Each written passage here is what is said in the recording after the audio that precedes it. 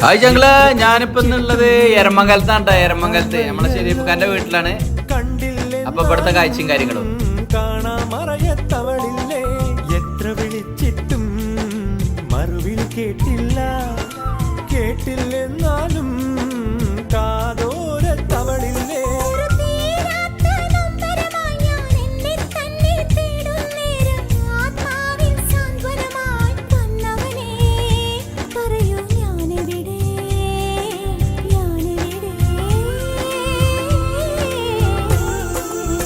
മിഴികൾക്കിന്നെന്തു വെളിച്ചം, മൊഴികൾക്കിന്നെന്തു തെളിച്ചം, കാണാമോ ഒരു മായാജാല പെൺകൊടി